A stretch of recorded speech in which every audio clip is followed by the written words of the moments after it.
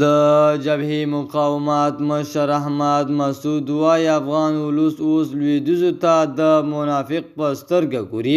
په سلامونو مو هرکلی کوم د AFG نیوز چینل درنو لیدونکو، سلام، ستړي مشئ. په سر کې یادونه کوم ملګرو که مو چینل نوي سبسکرایب کړی د مهمو خبرونو لپاره در سره AFG نیوز چینل په درنښت سره سبسکرایب کړئ.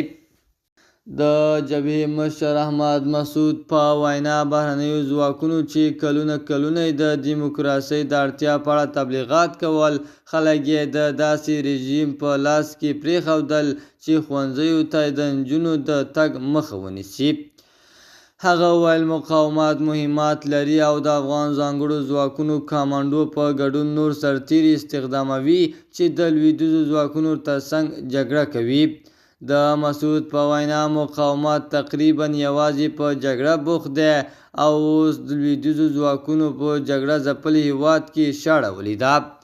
هغه په دې باور دی چې د امریکا ولسمشر جو بایډن باید د افغانستان په اړه پر خپلې تګلارې له سره غور وکړي، کنه دا به جدي پایلې ولري. تر دې مخکې مسعود د کوم فرد یا ډلې د نوم له اخیستو پرته ویلي وو چې په تېرو 3 کلونو کې په هېواد کې دننه او بهر یو شمېر کسانو د افغان حکومت په ملاتړ په افغانستان کې د ښځو کړاوونه له پامه غورځولي دي. د افغانستان د ملي مقاومت جبهې مشر ټینګار وکړ چې طالبانو د یو مشروع او سیاسي چینل له لارې د سولې او خبرو ټولې دروازې تړلي دي. د یادولو وړ ده چې د طالبانو د مخالفو سیاستوالو تل د طالبانو په واکمنۍ کې له افغانستان څخه د سیمې او بهر هیوادونو ته د ګواښونو خبرداری ورکړی دی.